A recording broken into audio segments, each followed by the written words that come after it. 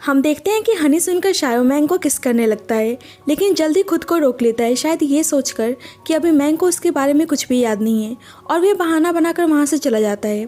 लेकिन मैंग शायो के जाने पर खुश नहीं थी और वह शर्माते हुए बोल रही होती है कि हम हस्बैंड और वाइफ हैं। दूसरी साइड अब शायो बहुत ज़्यादा हैप्पी था कि वे और मैंग फिर से एक दूसरे के क्लोज आ रहे हैं और वह अपनी फीलिंग्स को सॉब्रिनेट के साथ शेयर कर रहा होता है। और अब शायो ने सोच लिया था कि इस बार वह मैंग के साथ कोई भी जल्दबाजी नहीं करेगा और वे प्यार से अपने रिश्ते को धीरे धीरे नेक्स्ट लेवल तक ले जाएगा और उसे बहुत ही ज़्यादा रिस्पेक्ट और प्यार देगा। जब भी वह उसके पास से बहाना बनाकर चला आता है क्योंकि वे अपने रिश्ते को थोड़ा सा टाइम देना चाहता था। इधर मैंग शायो के प्यार में थी और उसकी फ़ोटो की पेंटिंग बना रही होती है। जब भी वहाँ पर शायो आता है और वह अपने पेंटिंग को देख के बहुत ही ज़्यादा इमोशनल हो जाता है। मैंग को लगता है कि शायद शायो को पिक्चर पसंद नहीं आई है, जिससे शायो कहता है कि उसकी पेंटिंग बहुत ही सुंदर है।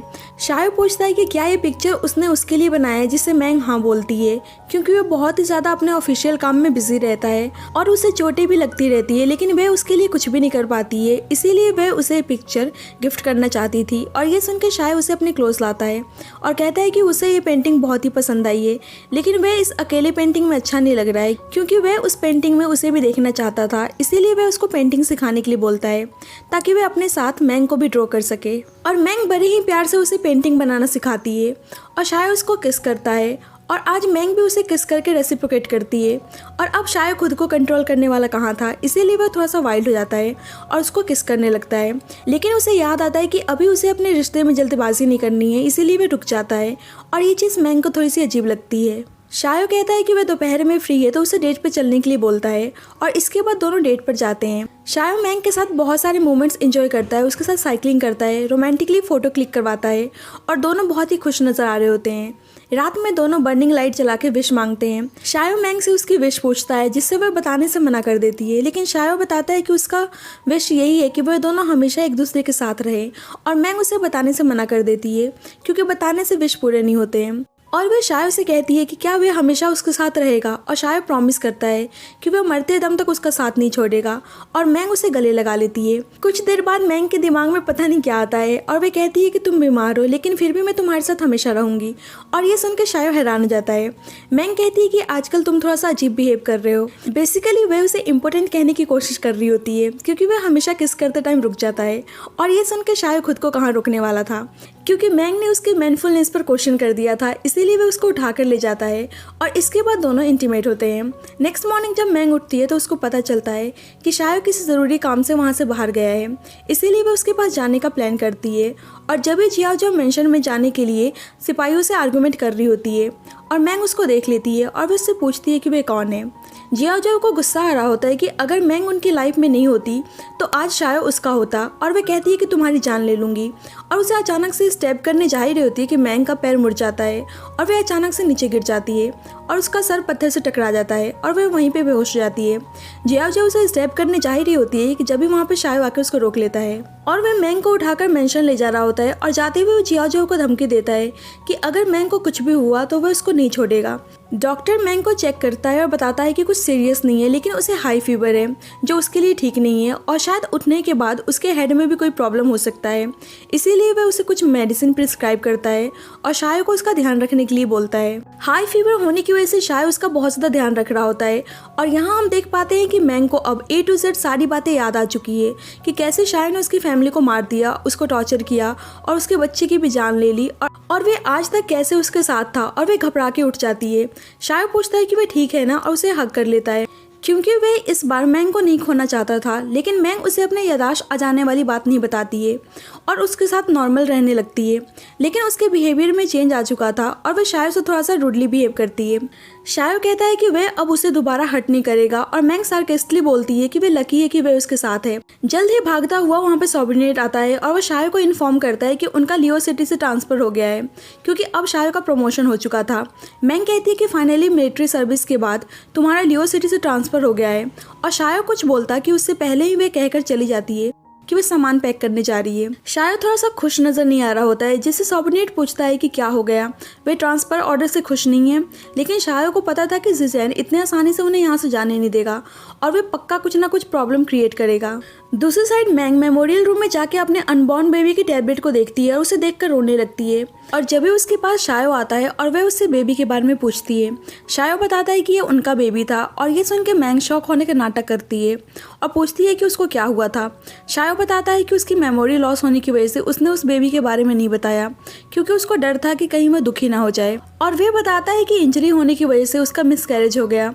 मैंग बोलती है कि उनका बेबी भी था लेकिन वह उसको प्रोटेक्ट नहीं कर पाई, जिससे इमोशनल होकर शायो उसको गले लगा लेता है और कहता है कि हमारे बहुत सारे किड्स होंगे और वह प्रॉमिस करता है कि उनका फ्यूचर इससे कई ज़्यादा बेटर होगा। लेकिन मैंग की शक्ल से साफ पता चल रहा होता है कि वह शायो का फ्यूचर डिस्ट्रॉय करना चाहती है।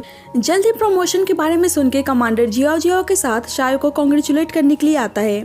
शायो उन्हें देखकर हैप्पी तो नहीं था लेकिन कमांडर प्यार से कॉन्ग्रेचुलेट करने आया था तो शायो कुछ बोल भी नहीं सकता था। मैंग उनका वेलकम करती है और उसके बाद सब मिलकर खाना खाते हैं और ड्रिंक कर रहे होते हैं। कमांडर शायो के लिए बहुत ज़्यादा हैप्पी था और उसकी तारीफ कर रहा होता है क्योंकि उसको पता था कि आगे जाकर शायो से उसको बहुत ही हेल्प मिलने वाली है। कमांडर अपनी डॉटर के लिए शायो और मैंग दोनों से माफ़ी मांगता है और उन दोनों को ड्रिंक सर्व करता है और जियाओ जियाओ भी अपनी हरकतों के लिए दोनों से माफ़ी मांगती है। मैंग उनकी अपॉलॉजी को एक्सेप्ट करती है और ड्रिंक करने जा रही होती है जिसे शायो उसको रोकता है क्योंकि वह अभी सही से रिकवर नहीं हुई थी। लेकिन मैंग उसकी नहीं सुनती है और ड्रिंक करने लगती है और शायो उसको कुछ नहीं बोलता है क्योंकि वह उससे बहुत ज़्यादा प्यार करता था। सभी लोग बहुत ही ज़्यादा ड्रिंक करते हैं और कुछ देर बाद कमांडर उन्हें वहाँ से वॉशरूम जाने का बोलकर चला जाता है। कमांडर ने बहुत ही ज़्यादा ड्रिंक कर लिया था इसीलिए जियाओ जियाओ भी उसके साथ चली जाती है। शायो मैंग से पूछता है कि वे ठीक तो है ना। मैंग कहती है कि अब वे यहाँ से जा रहे हैं तो सारे ग्रजेस को उन्हें यहीं पे छोड़ देना चाहिए और शायो भी उसकी बात से एग्री करता है। मैंग की तबीयत थोड़ी खराब हो जाती है इसीलिए शायो ब्लैंकेट लेने के लिए ऊपर जाता है और वे ब्लैंकेट लेकर नीचे आ ही रहा होता है कि जियाओ जियाओ उसको रोक लेती है और कहती है कि वे उसके साथ ऐसा क्यों कर रहा है। मैंग बस एक मेड है फिर भी वे उसको एक सुपीरियर की तरह ट्रीट क्यों करता है और वे शायो से कंप्लेंट करती है कि मैंग के आने से पहले उसके पास सब कुछ था लेकिन उसके आने के बाद उसने उसका सब कुछ छीन लिया, प्यार, ग्लोरी, सब कुछ। शायो कहता है कि मैंग ने तुमसे कुछ भी नहीं छीना है, मैं खुद ही तुमसे प्यार नहीं करता था। और ये सुन के जियाओ जियाओ को बहुत ही बुरा लगता है और वे कहती है कि मतलब तुम जानबूझ के मेरे आइडेंटिटी की वजह से तुमने मुझे प्रपोज किया और मुझे धोखा देते हुए आ रहे हो। शायो कहता है कि बिल्कुल, क्योंकि मैं खुद एक अच्छा इंसान नहीं हूँ। और ये सुन के जियाओ जियाओ उसे गले लगा लेती है और कहती है कि तुम क्रूअल और हार्टलेस हो तो हम दोनों ही एक दूसरे के लिए परफेक्ट हैं।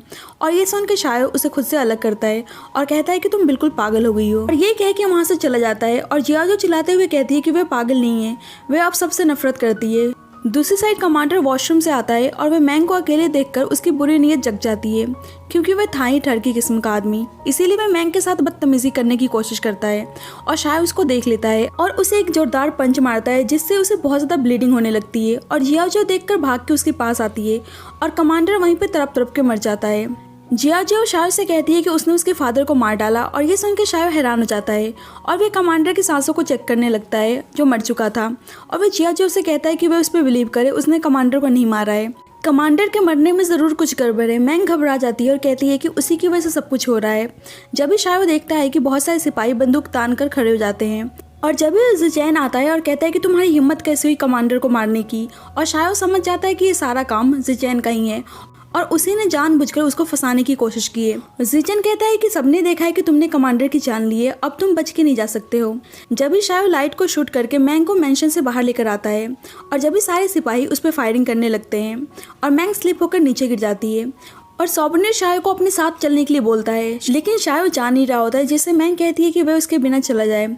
जब भी वहाँ पे ज़िचेन आता है शायो और सॉबर्नेट छुपकर ज़िचेन पर अटैक करने की कोशिश करते हैं लेकिन वह मैंग को गन पॉइंट पे लेकर कहता है कि वह उसे मिलिट्री सील दे दे, फिर वह उसको यहाँ से जाने देगा, नहीं तो वह मैंग को यहीं पे शूट कर देगा। लेकिन मैंग शायो से उसके सामने आने से मना करती है और कहती है कि वह ठीक है, उसे उसके बारे में टेंशन लेने की ज़रूरत नहीं है। शायो मैंग के लिए उसके सामने जाने के लिए तैयार था लेकिन सॉबर्नेट उसे बार बार मना कर रहा होता है। फाइनली ज़िचेन काउंटडाउन करता है कि अगर वह 3 गिनने तक उसके सामने नहीं आए तो वो मैंग को शूट कर देगा और ये सुनकर शायो उसके सामने आ जाता है और ये पार्ट यहीं पे एंड होता है। सो फ्रेंड्स, मैंने इस ड्रामे का लास्ट पार्ट ऑलरेडी अपने सेकंड चैनल पे डाल दिया है तो आप लोग वहाँ से जाकर देख सकते हैं। मैंने उसका लिंक डिस्क्रिप्शन और कमेंट सेक्शन दोनों पे ही प्रोवाइड कर दिया है और आप मेरे सेकंड चैनल को भी सब्सक्राइब कर लीजिए क्योंकि अब मैं दोनों चैनल पर वीडियोज़ डाला करूँगी।